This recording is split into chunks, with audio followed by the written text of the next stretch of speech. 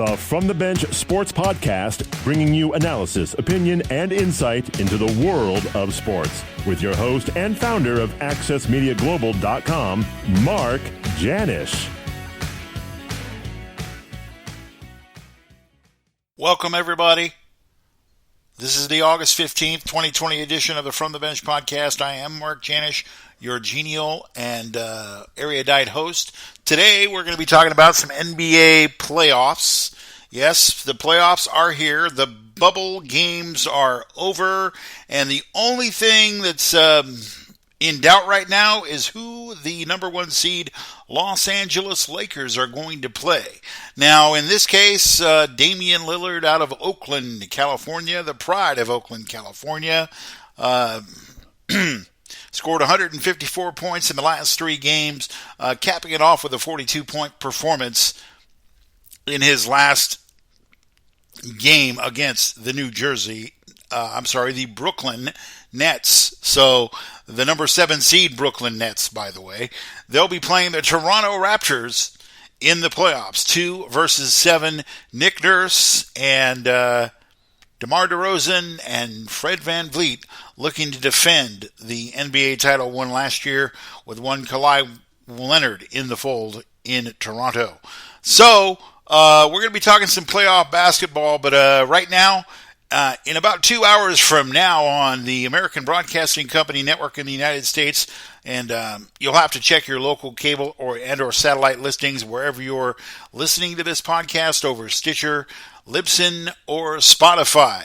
So at this point in time, Ja Morant, who I believe will be the Rookie of the Year, only because Zion Williamson did not play enough games, I believe, to qualify for the Rookie of the Year.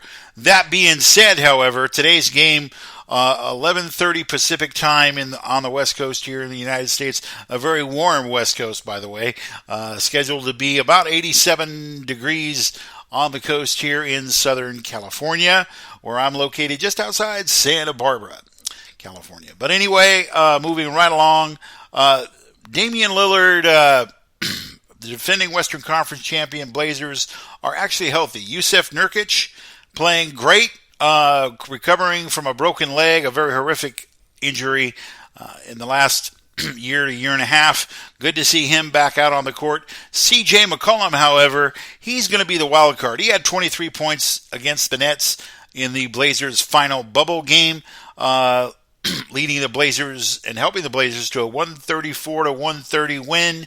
As I said, Damian Lillard scored 42 points. The people that you need to blame for this demonstration by Damian Lillard would have to be the Los Angeles Clippers. If you don't know, the Los Angeles Clippers were playing the Portland Trail Blazers, and Damian Lillard happened to miss a couple of free throws, and the Clippers went on to win 122-120. The mistake the Clippers made, unfortunately, and it may cost them in the playoffs, is they mocked Dame Time, and they mocked Damian Lillard, and that's not a guy you mess with. You don't mess with anybody who's come up in the mean streets of Oakland. Ask Marshawn Lynch, ask Jason Kidd, ask anybody from Oakland. You don't mess with Oakland, people. Oakland is a unique city. They have their problems like any other city in America, but one thing they do produce is good athletes. They've had a storied time, or a couple of storied franchises. The Oakland A's, 1972, 73, 74 winners under Charlie Finley. They at one time had a young Reggie Jackson. They at one time had a Kenny Stabler in Oakland when the Raiders were in Oakland and have since moved to Las Vegas, of course. But one of the things that it seems to me, Damian Lillard, the Clippers lit a fire under him, and like I said, it might cost the Clippers. Now, the defending Western Conference champions, I think Terry Stotts needs to play a little defense. The last game against Brooklyn, no defense whatsoever. Terry Stotts is going to have to figure out how to patrol the middle.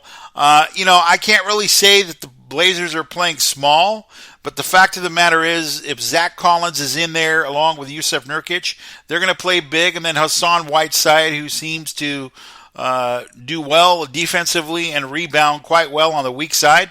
Look for that as well today as the Blazers go forward. Now, the Blazers have to only win one of three possible games. The NBA decided that the 9 seed would have to win 2 games in a row to qualify for the playoffs. That puts the Blazers or Memphis in contention to play the Lakers in the first round. And I will address the Lakers in just a couple moments. But I do want to say for the Grizzlies, along with presumptive Rookie of the Year, Ja Morant, you definitely want to be looking at Jonas Valanciunas, the center for the Grizzlies. He's going to have to come up large twice for the Memphis Grizzlies if they're to win and advance and play the Lakers. Now, I don't believe the Memphis Grizzlies have the firepower to beat the Lakers, so I'm looking for Portland to take care of business today, 11:30 Pacific time on the affiliates of ABC in the United States.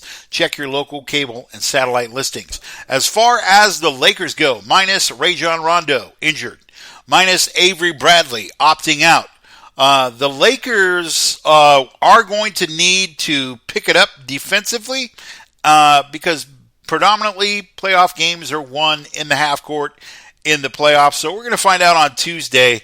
They have not shot well from the outside, as we know, and that it could be an Achilles heel for the Lakers, but they can make it up with some solid defense. And I believe Frank Vogel, who deserves some votes for Coach of the Year. Not sure he's going to get it, but he probably should get a few votes anyway. Will be in the fold, and I'm assuming and hoping that the Lakers finally decide to play some defense and score from the outside. The Lakers have not looked good. I believe they finished 4-4 in bubble play, the last 8 games of the season. But then again, they were only looking for preparation for seeding. I think the focus of the Lakers needs to be there, and I'll be looking for the number 3 scorer, Kyle Kuzma, to get it going for Los Angeles. The problem, that I see if you're Terry Stotts, let's say the Blazers make it and they face the Lakers. If you're Terry Stotts, you need to make a decision. Who are you going to give the points to in the sense of this? Is LeBron going to get his? Do you make that decision if you're Terry Stotts and not necessarily manage LeBron James? Or do you just give Anthony Davis free reign on the inside without any modicum of internal defense at the rim, or protecting the rim, I guess I should say. So, at any rate, it's going to be an interesting series. The defending Western Conference champions are still breathing, and hopefully C.J. McCollum and those other role players like the Zach Collins of the world will pick it up for Terry Stotts, and we'll see what happens. But I do believe the Blazers will make the 1-8 seed to play the Lakers in the first round. I think that begins on Tuesday. And speaking of the schedule, I did post the schedule at accessmediaglobal.com under the NBA tab. It's on the front page. Just posted the schedule for you. So you have your first round schedule. Some of it's to be determined. And remember, the posting that I posted for you is all in Eastern Daylight Time in the United States. So want to let you know about that. And at this particular point, we're going to move on now to discuss the number 2 seeded Clippers and the number 7 seed, the dangerous Dallas Mavericks. Why are the Mavericks dangerous? Kristaps Porzingis and Luka Doncic, essentially averaging 25 points each per game. One of the highest scoring teams in the NBA. I believe they're in the top 5. Both of them are in the top 5. So you're going to see a lot of scoring in this case. I do feel that the Clippers, on their way to the presumptive Western Conference championship, or perhaps the NBA championship, potentially to face the Milwaukee Bucks, in my opinion. At this point, they really, really, really don't want to get into a track meet with Rick Carlisle and that crew. The problem is that the Clippers, although they are more healthy than they've been in quite some time, both Kawhi Leonard and Paul George have been playing well, predominantly in the bubble, so to speak. They basically need to play some defense. They need to rebound, and we'll see. But I would hope that the Clippers are not being presumptive. In other words, don't just show up and assume you're going to break Dallas down in 4 games and it's going to be over and they'll be off to the second round, etc., etc., etc. The Clippers potentially gave themselves not a lot of room for failure in the mocking of Damian Lillard, as I detailed earlier. They may have put themselves in a bad spot. Now, the longer this series goes, the greater chance Dallas has to pull the upset. Dallas, at this point in time, is one of those middle-of-the-road teams. They do have some scorers along with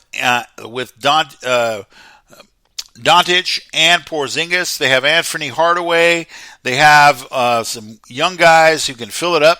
But once again, they are going to have to play some defense. And I don't know if you're Rick Carlisle, what do you do? The other wild card for the Clippers is whether Montrezl Harrell, who is scheduled apparently to be back in the bubble back to play from the bubble to game 1, but he's trying to clear quarantine by Monday apparently. So we will see what happens with Montrezl Harrell. The Clippers need him for an inside scoring presence, and they also need some of their bench players like the Landry Shamits of the world, the Amir Coffey, who had 21 points and 4 assists in basically a throwaway game for Doc Rivers, trying to get ready for the playoffs, resting most of his guys yesterday. 110-107 overtime victory for the Clippers. Sam Cassell coached the team in the absence of Doc Rivers. But at any rate, if this series goes more than 5 games, the Clippers might be in a little bit of trouble. Now, moving on to the 3 and 6 matchup in the West, we do have the Denver Nuggets. Jamal Murray, who can really do some damage if he gets going. Nikola Jokic, who's in the best shape that I've seen him in. One of the things this hiatus due to the COVID-19 pandemic issues has done, it's put guys that I thought, weren't playing well or didn't heal up from serious injury, they're in shape. Nikola Jokic is no joke. He can play. Jamal Murray can play. Denver's got an exciting team. I'm not going to say they're close to the 1980s Doug Moe, Dan Issel era, Alex English, Kiki Vandeweghe, where they would just go up and down the court, score 140 points a game, and try to outshoot you. Now, that's a possibility with Denver. Utah, on the other hand, I think a key, if he does play, Mike Conley.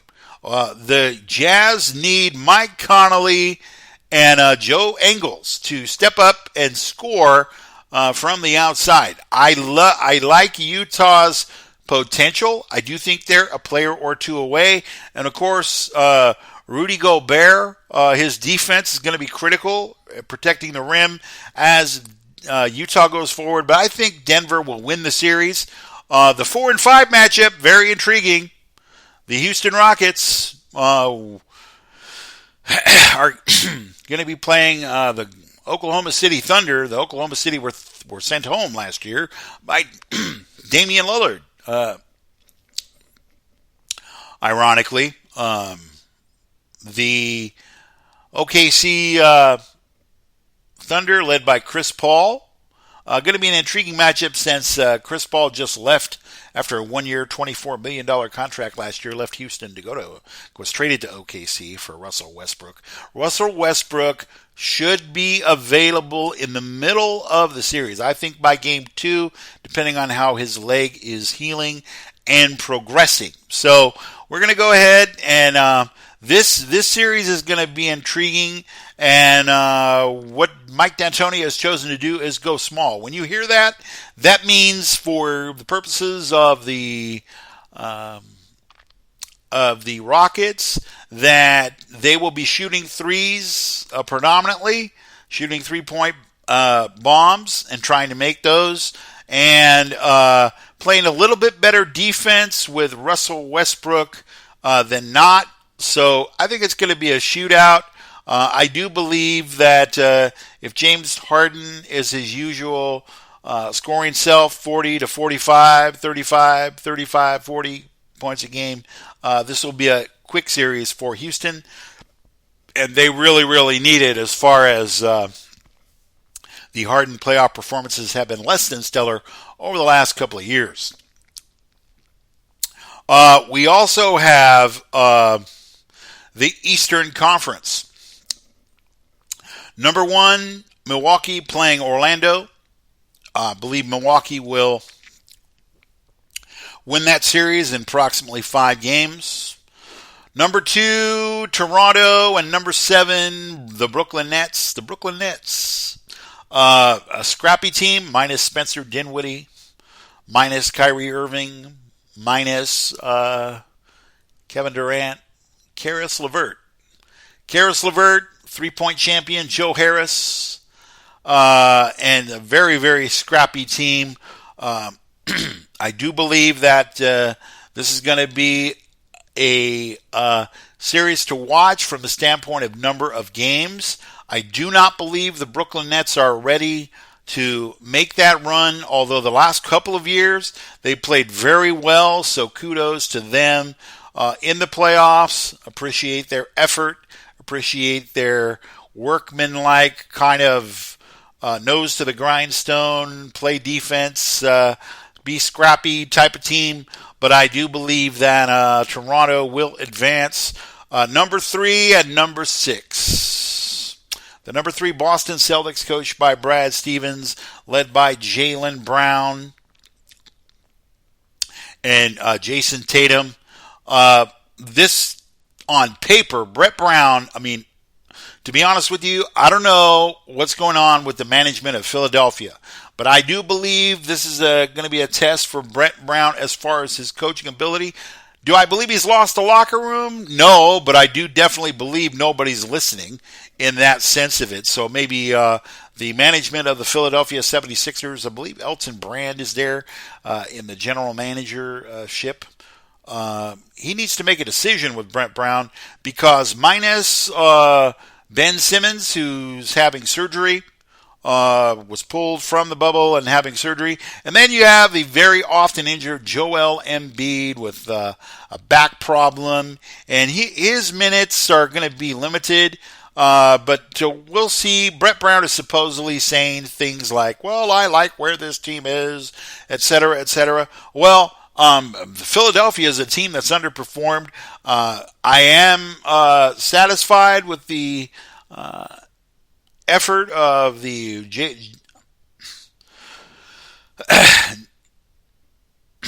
Jaylen Browns and the Jason Tatums and the Gordon Haywards of the world doing a good job now. Now, last year, that was a little bit of a different story, different dynamic with Kyrie Irving there in Boston. But I do believe Boston is a threat to advance, but they need to play together. They need to play good team defense and rebound the basketball. We'll see what happens. 3 versus 6, Philadelphia and Boston.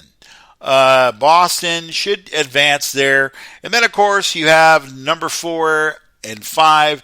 That would be, in no particular order, the Miami Heat and the Indiana Pacers. Nate McMillan, newly extended contract there in Indianapolis. Just, I think this week, you got a year extension. would have to check that, but I believe that's what happened. Nate McMillan is always prided himself when he was in Portland and under George Karl on George Karl's staff in the city of Seattle, prided himself on defense. So we will see what happens with the Indiana Pacers. TJ Warren, if he can play, he's done a wonderful job in the bubble. I believe he does have plantar fasciitis. I'm not sure it's a severe case, but that can be very, very difficult to play on. So we will see what happens with the Indiana Pacers. Tyler Hero, Jimmy Butler, and crew. Now, this crew in Miami, they can shoot the ball, and they're not afraid to shoot the ball. They can score. The key for Miami will be, can they play defense? Can they play in the half court? We will see, but I do believe Miami has a real shot to surprise some people if they do get it together. Eric Spoelstra and the Miami Heat, look for them to be a threat in the Western Conference. Whether they fulfill their promise, we'll have to wait and see. So that kind of reviews the NBA for today. And wanted to just do some house cleaning here. We do have here at AccessMediaGlobal.com, I am the founder, proprietor, et cetera, et cetera, et cetera. We do have a new podcast coming in September, Remnant Radio, addressing the faith community in some very difficult times. So we want to speak to the faith community, encourage them, and be a blessing to them. But we will continue to do the From the Bench Sports podcast as usual as we forge forward. Latest post I have is the NBA schedule, and I also have some highlights from yesterday. Clayton Kershaw went 7 pretty strong innings in Anaheim, even though Javi Baez gave up a couple of runs in the late in the 8th inning. 7-4 was the victory. Cody Bellinger finally hitting the baseball. He's tracking the ball pretty well. Hasn't been doing that well, but I think he came into the game hitting 165. But he did have 2 home runs yesterday, so maybe he's coming out of his slump. I want to urge you to go there. Now, the RSS, Real Simple Syndication feeds for the NBA, for the international feeds, has been updated. The NFL feed has been updated as well. You can go to any of those pages on a continuous basis. You're going to see about 5 to 10 headlines. Once again, Remnant Radio will be beginning in September at some point. You're going to see some page reconstruction, deconstruction, etc. And I'm going to make some layout changes potentially to the website. So don't fear. We're going to continue to bring you the analysis that we've sought to bring you and that you've grown used to. Thank you for listening on Spotify, Stitcher, and Libsyn. So at this point, I'm going to let the